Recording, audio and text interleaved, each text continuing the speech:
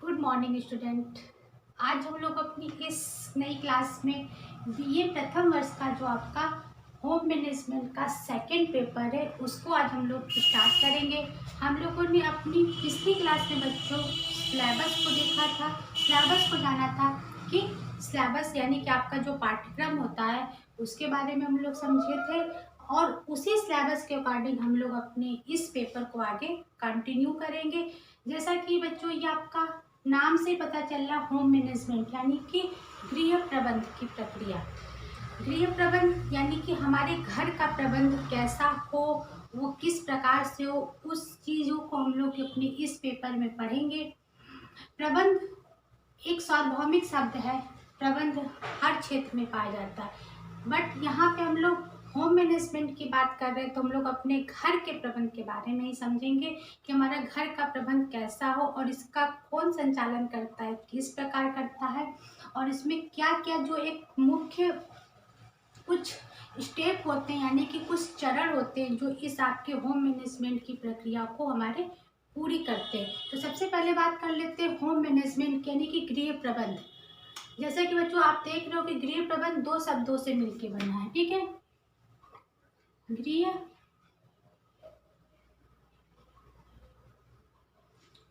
और आपका दूसरा प्रबंध।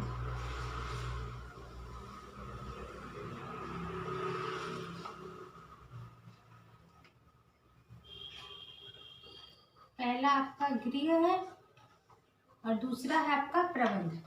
यानी कि गृह मतलब इंग्लिश में अगर हम लोग इसको बोले तो होम मीन्स गृह होता है। तो सबसे पहले अगर कोई बात पूछता है कि गृह प्रबंध क्या है, तो गृह प्रबंध आपका दो शब्दों से मिलकर बना होता है, जिसमें गृह के अर्थ को अलग सेपरेट हम लोग देखेंगे और प्रबंध को अलग देखेंगे।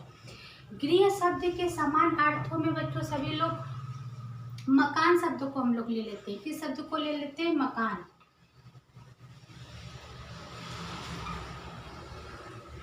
ठीक है, गृह के एक शब्द में हम लोग हमेशा कि गृह या घर को मकान में ले लेते हैं, लेकिन गृह और ये मकान जो दो शब्द हैं इन दोनों में पर्याप्त अंतर होता है, क्योंकि मकान का अर्थ, ये जो मकान है आपका अर्थ उससे लगाया जाता है, उस आश्रय से मतलब लगाया जाता है कि जहाँ पे लोग स्थल होता है वो ईंट पत्थरों का बना हुआ, उसमें लोग रहते हैं। ठीक है, रहने के लिए ईंट पत्थरों से बनाया जाता है। परंतु अगर घर की बात करें हम लोग, गृह की या घर की, तो घर वो होता है जिसमें एक परिवार स्नेह से, प्यार से, सहानुभूति से एक साथ रहता है, तो वो चीज़ क्या कहलाती है? आपकी घर कहलाती है। इस प्रकार मकान और घर में अंतर होता है। पहले मकान ईंट पत्थरों से बनता है, जब व्यक्ति उसमें एक परिवार, वो न्यूक्लियर फैमिली भी हो सकती है और वो ज्वाइंट फैमिली भी हो सकती है, जब वो दोनों या कोई एक ही उस घर में उस मकान में प्यार से, स्नेह से रहते हैं, तो वो चीज़ आपकी क्या बन जाती है? वो आपका फिर घर बन जाता है, यानी कि आपकी वो गृह बन जाती है। ये बात हो गई गृह की। गृह क्या है? कहा जाता है ना कि मकान को हाथों से बनाया जाता है और गृह को हृदय से बनाया जाता है। तो वही बात इसमें है कि मकान आपका ईंट पत्थरों से बना होता है और घर आपका जो होता है वो स्नेह और प्यार से बनता है। अब बात कर लेते हैं प्रबंध की। ठीक है, प्रबंध यानी कि मैनेजमेंट करना। ये जो मैनेजमेंट की प्रक्रिया या प्रबंध की प्रक्रिया सिर्फ घर में ही नहीं पाई जाती, ये प्रबंध की प्रक्रिया आपकी सर्वव्यापी होती है, यानी कि हर एक क्षेत्र में पाई जाती है। बिना प्रबंध के हमारे कोई भी कार्य सिस्टम से नहीं हो सकता। चाहे आप अपने कॉलेज की बात कर लो, चाहे कोई हॉस्पिटल है या कोई फैक्ट्री है, या हमारा जो पूरा ये भारतवर्ष का संचालन होता है, जो भी प्रक्रिया है उसके लिए किसकी ज़रूरत पड़ती है? हमें प्रबंध की ज़रूरत पड़ती है। तो प्रबंध का एक अगर सिंपल अर्थ में देखा जाए, अगर कोई पूछे कि प्रबंध है क्या, व्हाट इज मैनेजमेंट, तो मैनेजमेंट को आप बोल सकते हो कि यह एक विचार पूर्वक की गई प्रक्रिया है, यानी विचार पूर्वक यानी कि विवेक से की गई प्रक्रिया है। विचार पूर्वक यानी कि आपकी ये विवेक विवेक से की गई प्रक्रिया है। तो प्रबंध क्या है? एक विचार पूर्वक और विवेक से की गई प्रक्रिया है। हमारे पास जो भी संसाधन उपलब्ध हैं, हम उन्हीं संसाधनों में जब अच्छी से अच्छी अपने लक्ष्य को प्राप्त करते हैं तो हमारा एक अच्छा मैनेजमेंट कहा जाता है। तो वही बात हमारे घर में लागू होती है। चूंकि हम यहाँ पे घर की बात कर रहे हैं तो हम लोग घर से समझेंगे। बच्चों, हमारे घर की संचालिका कौन होती है? गृहिणी होती है, या उनको हाउस वाइफ कहते हैं। जो गृहिणी होती है, हमारे घर की संचालिका, पूरी घर की जिम्मेदारी उन पे होती है। तो उनका ये दायित्व हो जाता है कि वो अपने प्रबंध की प्रक्रिया को किस प्रकार से अच्छी और कम से कम साधनों में अपने घर की प्रक्रिया को वो पूरी कर सके। तो अब बात देखते हैं कि गृह प्रबंध है क्या। हम लोगों ने गृह और प्रबंध को अलग अलग समझा कि गृह क्या है और प्रबंध क्या है। ये प्रबंध की प्रक्रिया हर क्षेत्र में लागू होगी और घर के प्रबंध की प्रक्रिया अलग होगी। अगर हमारा कॉलेज एक प्रबंध के द्वारा ही तो चलता, हर कार्य सिस्टमैटिक है, हर एक प्रबंध के द्वारा चल रहा है। अगर हॉस्पिटल भी है या कोई मिल फैक्ट्री, तो सब कुछ प्रबंधों के द्वारा ही चलता है। अब बात कर लेते हैं हम लोग गृह प्रबंध की। ठीक है, गृह प्रबंध का कम से कम साधनों का उपयोग करके अच्छी से अच्छी तरह हमारे अधिकतम लक्ष्यों को प्राप्त करने की विधियों का अध्ययन ही गृह प्रबंध कहलाता है। ठीक है बच्चों, कम से कम साधनों, यहाँ पे एक शब्द आ रहा है आपका साधन। ठीक है, साधन का मतलब होता है रिसोर्सेस। साधन का मतलब क्या होता है? रिसोर्सेस। हमारे पास क्या क्या साधन है, हमारे पास क्या क्या साधन है, उस चीज की प्रक्रिया के द्वारा ही हम अपने लक्ष्यों को प्राप्त करते हैं। जो हमारे जो साधन होते हैं वो सीमित होते हैं और हमारे जो लक्ष्य होते हैं वो असीमित होते हैं। हमारी आवश्यकताएं क्या होती हैं? असीमित है। आज हमारी एक आवश्यकता की पूर्ति होती है तो फिर हमें दूसरे दिन दूसरी आवश्यकता के सामने आ जाती है।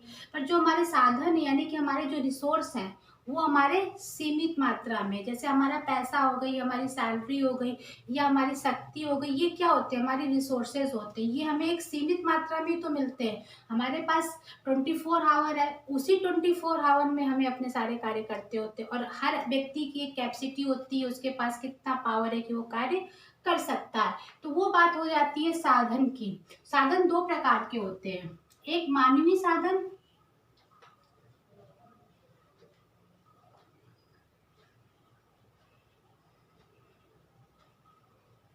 एक होता है आपका मानवीय साधन और दूसरा आपका होता है अमानवीय साधन।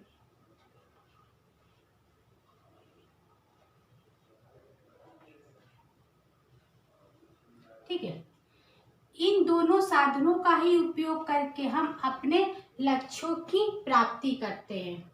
हाँ, लक्ष्यों को प्राप्त करने की विधियों का अध्ययन ही गृह प्रबंध कहलाता है। तो हमारे रोज के पर डे के जो गृहिणी होती है उसके पास मतलब विभिन्न कार्य होते हैं। वो मॉर्निंग से लेकर शाम तक के उसके जितने कार्य होते हैं वो उसको एक प्रबंध के द्वारा ही सेटल करती है और उस प्रबंध की प्रक्रिया में वो मानवीय और अमानवीय साधनों का उपयोग करती है। मानवीय साधन में वो अपनी शक्ति है, रुचि है, अपनी विवेक का यूज करेगी। अमानवीय साधन में वो हो गया होगा धन है, समय है, इन चीजों का यूज करके वो अच्छी से अच्छी व्यवस्था प्राप्त करती है। तो आपका ये बात हो गई कि गृह प्रबंध है क्या। अब गृह प्रबंध की एक परिभाषा को देखते हैं कि ग्रास एंड कैंडल ने कहा है कि जो गृह व्यवस्था है एक मानसिक और अदृश्य प्रक्रिया है। गृह व्यवस्था क्या है? एक मानसिक और अदृश्य प्रक्रिया है। बच्चों, ये आपका जो पेपर है, सेकंड पेपर फर्स्ट ईयर का ऑब्जेक्टिव पेपर है। सिलेबस में हमने बताया था आपके कि आपका ऑब्जेक्टिव पेपर है। तो ऑब्जेक्टिव पेपर में जैसे आपकी ये डिफिनेशन है, डिफिनेशन आएगी और उसके मतलब किसने लिखा है, किसके अकॉर्डिंग है, उसको आपको बताना होता है।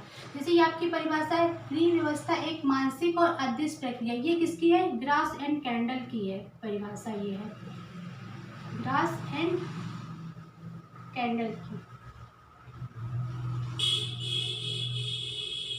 ठीक है, तो इन्होंने बताया कि गृह व्यवस्था एक मानसिक और अदृश्य प्रक्रिया है। बात सही है, क्योंकि जब हम अपने विवेक से, अपने ज्ञान से किसी चीज़ की व्यवस्था करते हैं तो क्या मानसिक और अदृश्य प्रक्रिया तो है। हम अपने दिमाग से कोई भी कार्य करते हैं तो क्या वो दिखाई देता है? नहीं दिखाई देता है, लेकिन वो एक मानसिक प्रक्रिया कही जाती है। तो गृह प्रबंध में हम लोग अपने सभी साधनों का उपयोग करेंगे। हमारे पास जो भी साधन उपलब्ध होंगे हम उन्हीं सभी साधनों का उपयोग करके अच्छी से अच्छी व्यवस्था प्राप्त करने की कोशिश करते हैं कि हमारे घर के जो सारे कार्य हैं वो पूरे हो जाए। जब हम आगे अभी गृह प्रबंध को पढ़ेंगे तो इसमें 4 चरण होते हैं जो इनको मदद करते हैं करने में। ठीक है, 4 इनके मतलब आप कह लीजिए 4 माध्यम हो सकते हैं, 4 विधियां हो सकती हैं जो 1 बाय 1 चलती हैं और उनके द्वारा ही हम गृह प्रबंध की प्रक्रिया को पूरी करते हैं। पहला आपका होता है आयोजन।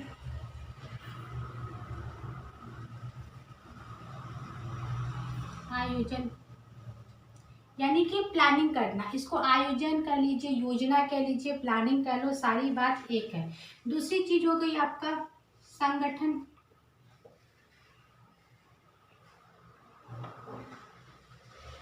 ठीक है, दूसरी चीज हो गई संगठन, यानी कि जो घर के सदस्य, कोई व्यक्ति, हम लोग कोई भी कार्य अकेला नहीं कर सकते। यहाँ पे प्रबंध की बात हो रही है तो प्रबंध की प्रक्रिया तो अकेले तो हो नहीं सकती, इसमें बहुत से लोगों का योगदान होगा। तो वो संगठन कौन कौन का किसके द्वारा होगा? जो घर के हमारे सदस्य होंगे उनके द्वारा ही संगठन की प्रक्रिया होगी। अब तीसरी चीज होती है नियंत्रण। नियंत्रण यानी कि हमने योजना बना ली, संगठन कर लिया। नियंत्रण मतलब आपका कंट्रोलिंग, कि आपकी जो कंट्रोलिंग की प्रक्रिया है उसको देखना कि जिस व्यक्ति को जो कार्य हमने दिया है वो कार्य उस व्यक्ति के द्वारा सही प्रकार से हो रहा है या नहीं हो रहा, वो चीज़ क्या कहलाती है? आपकी नियंत्रण की प्रक्रिया।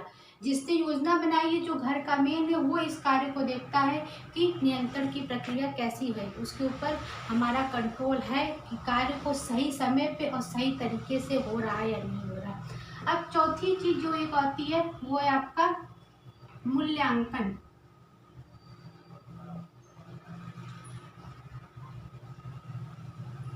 ठीक है, मूल्यांकन।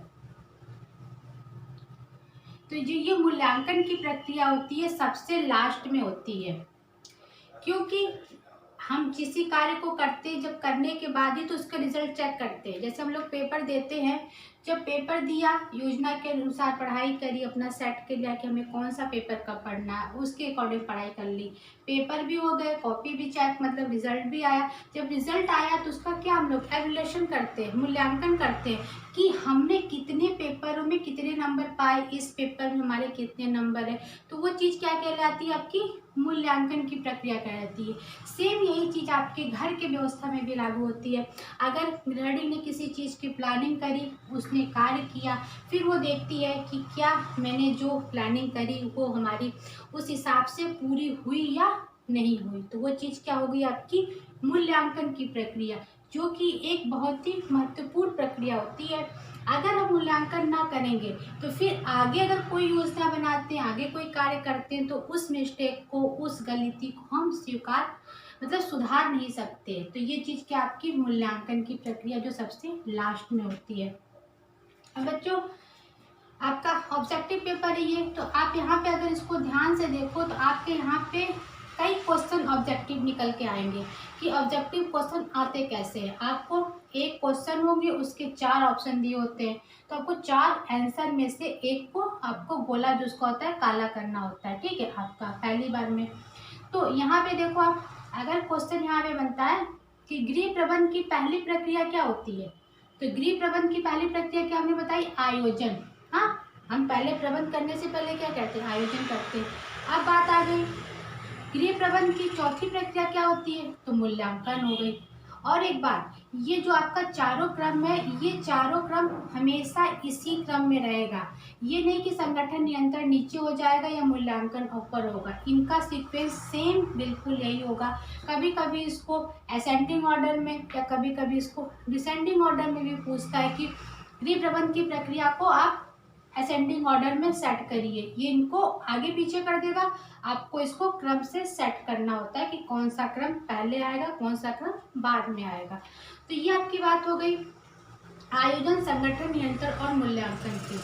अभी जब हम लोग गृह प्रबंध की प्रक्रिया पढ़ेंगे आगे, तो उसमें इन चारों को हम लोग बहुत ही डिटेल में पढ़ेंगे, क्योंकि ये जो चारों प्रक्रियाएं आपकी हमेशा गृह प्रबंध में आपको मिलती रहेगी और इसको समझना बहुत ही ज़रूरी हो जाता है। इसलिए आपने गृह प्रबंध में देखा कि आयोजन, संगठन और नियंत्रण और मूल्यांकन के द्वारा ये पूरे हमारे होम मैनेजमेंट की जो प्रक्रिया है चलती है। क्योंकि ये घर की प्रक्रिया है तो एक गृहिणी के द्वारा वो जो घर की संचालिका होती है, हाउसवाइफ होती है, वो चलाती है। आज के इस दौर में इस प्रबंध की प्रक्रिया को हर गृहिणी को आना बहुत ही आवश्यक हो जाता है कि आपकी प्रक्रिया कैसी है और किस प्रकार से आप कर रहे हैं। एक बार फिर इसको हम लोग देख लेते हैं कि गृह प्रबंध कम से कम साधनों का उपयोग करके अच्छी से अच्छी अधिकतम लक्ष्यों की प्राप्ति करने की जो विधि है वो क्या कहलाती है, आपकी गृह प्रबंध की प्रक्रिया कहलाती है। ये बात हो गई आपके गृह प्रबंध की कि गृह प्रबंध है क्या, उनकी परिभाषा की बात हो गई। अगर अब बात हम लोग कर लें गृह प्रबंध के दर्शन की, यानी कि फिलॉसफी कि गृह प्रबंध का आपका दर्शन क्या है। ठीक है, गृह प्रबंध का आपका दर्शन, बच्चों हर विषय का आप कोई भी विषय पढ़ लो, मनोविज्ञान, शिक्षा शास्त्र, समाज शास्त्र, जो भी आप विषय पढ़ लो, हर विषय का अपना दर्शन होता है। ठीक है, हर विषय का अपना दर्शन होता है, उसी प्रकार हर व्यक्ति का भी अपना दर्शन होता है। जैसे हम लोग आगे किसी में पढ़ते हैं गांधी जी का दर्शन, पुरुषों का दर्शन, तो हर व्यक्ति का अपना दर्शन होता है। दर्शन मीन्स होता है आपका कि अपने आप में देखना, जो हम अपने आप में देखते हैं वो क्या कहलाता है, आपका दर्शन कहलाता है। तो यहाँ पे बात हो रही है गृह प्रबंध के दर्शन की। ठीक है, कि गृह प्रबंध में दर्शन क्या होता है। तो कोई भी व्यक्ति दर्शन को अनुभव द्वारा विकसित करता है। किसके द्वारा, एक्सपीरियंस के द्वारा, यानी कि अनुभव के द्वारा वो विकसित करता है। तो हमारा दर्शन क्या हो गया कि जो भी हम अपने आप में देखते हैं वो प्रक्रिया हमारी क्या कहलाती है, दर्शन की प्रक्रिया कहलाती है। कोई भी व्यक्ति अनुभव करके, जैसे परिवार में हम हैं, एक समय हमें किसी चीज़ की अनुभव नहीं होती, किस कार्य को करना है, किस कार्य को नहीं करना, पर धीरे धीरे हम अपने अनुभव से, अपने चीज़ों को सीखते जाते हैं और हम अपना एक अलग दर्शन, यानी कि अपनी अलग फिलॉसफी या अपना एक अलग पॉइंट विकसित कर लेते हैं। तो वो चीज़ क्या कहलाती है, दर्शन कहलाती है। और गृह प्रबंध में दर्शन है तो ये परिवार से है, तो बहुत से लोगों में परिवार में होता है कि वो अपने ही पुराने संस्कृतियों, संस्कारों को आगे अपने बच्चों में देते हैं, वो उसी को एक्सेप्ट करते हैं कि हमारे पिछली जो पीढ़ी थी उसने जैसा किया हम वैसा ही करेंगे। बट कुछ लोगों का दर्शन होता है कि हम आगे ज़माने के साथ चलेंगे, हमारे जो संस्कार थे वो पुराने थे, अब हम नई चीज़ों को अडॉप्ट करेंगे, नई चीज़ों को अपने बच्चों को देंगे, सिखाएंगे, तो वो उनका दर्शन होता है। तो हर व्यक्ति का दर्शन, हर चीज़ का व्यक्ति का दर्शन अपना अलग अलग होता है और व्यक्ति उसी दर्शन को अपने बच्चों में संस्कार के रूप में, वैल्यू के रूप में उसको ट्रांसफ़र करता है। तो दर्शन कोई एकाएक सीखने वाली चीज़ नहीं होती है, दर्शन धीरे धीरे ही व्यक्ति में आती है, वो अपने कार्य से, अपने अनुभव से उस दर्शन को प्राप्त करता है। एक घर का जो मेन पिता, हाउस वाइफ के बाद पिता की जो भूमिका होती है वो अपने बच्चों को भी संस्कार के रूप में अपने दर्शन को देता है कि बच्चों ये चीज़ को आप ऐसे करना है। तो गृह प्रबंध में प्रक्रिया में हम लोग उन सभी चीज़ों का अध्ययन करेंगे जो कि एक घर को चलाने में हमारे मदद करती है और एक परिवार को चलाने में हमारी उपयोगी सिद्ध होती है। यहाँ पे बात थी गृह व्यवस्था एक मानसिक प्रक्रिया और अदृश्य प्रक्रिया है। परिभाषा के रूप में हम लोग आगे देखते रहेंगे कि व्यवस्था क्या है। गृह प्रबंध को आप कह सकते हो कि गृह प्रबंध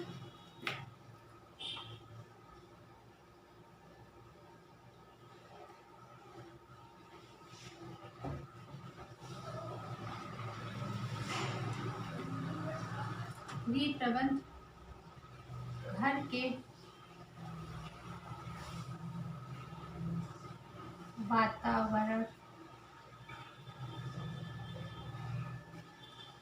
के वातावरण के अनुरूप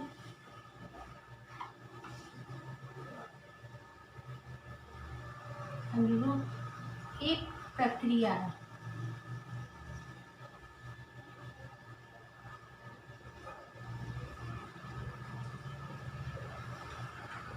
ठीक है, गृह प्रबंध घर के वातावरण के अनुरूप एक प्रक्रिया, यानी कि हमारे घर का जैसा वातावरण होगा उसी के अनुसार हम अपनी प्रक्रिया को करेंगे। और उसमें दो फैक्टर कौन से इंपॉर्टेंट हो जाएंगे आपके, साधन की बात है तो मानवीय साधन और अमानवीय साधन।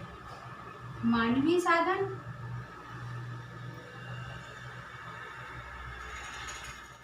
और दूसरा आपका हो गया अमानवीय साधन।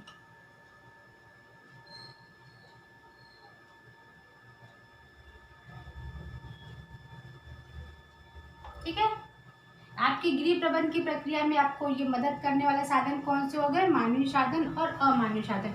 मानवीय साधन में आपकी रुचि, योग्यता, कौशल सारी चीजें आ जाती हैं, और अमानवीय साधन में आपका धन, शक्ति, भौतिक वस्तुएं आती हैं।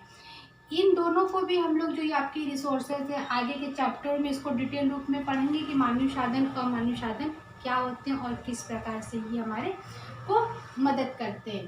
तो बच्चों, हम लोगों ने अपने इस जो होम मैनेजमेंट का यूनिट का पहला चैप्टर था, आज हम लोगों ने गृह प्रबंध के बारे में जाना कि गृह प्रबंध की प्रक्रिया कैसी होती है और कैसे चलती है और किस प्रकार ये विकसित होती है। इसमें हम लोगों ने गृह प्रबंध को जाना, उनकी परिभाषा को देखा, और गृह प्रबंध का दर्शन क्या कहता है कि दर्शन किसी चीज़ का क्या होता है उसको भी जाना। आज की क्लास में हम लोगों ने इन सारी चीज़ों पे डिस्कस किया। अब आगे की जब क्लास हम लोग कंटिन्यू करेंगे तो उसमें हम लोग गृह प्रबंध की प्रक्रिया, ठीक है, इसको देख। अभी हम लोगों ने सिर्फ गृह प्रबंध को समझा कि गृह प्रबंध क्या है। अब इसके प्रोसेस, यानी कि प्रोसेस क्या होता है, किस प्रकार ये चलता है, इसमें इसको कैसे हम लोग आगे कंटिन्यू करेंगे, उस चीज़ को देखेंगे तो वो आपकी क्या कहलाएगी, गृह प्रबंध की प्रक्रिया, process of the home management. तो आज की क्लास से बच्चों इतना ही। हम लोग अपनी नई क्लास में गृह प्रबंध की प्रक्रिया है उसको स्टार्ट करेंगे। आज की क्लास के लिए इतना ही। Thank you.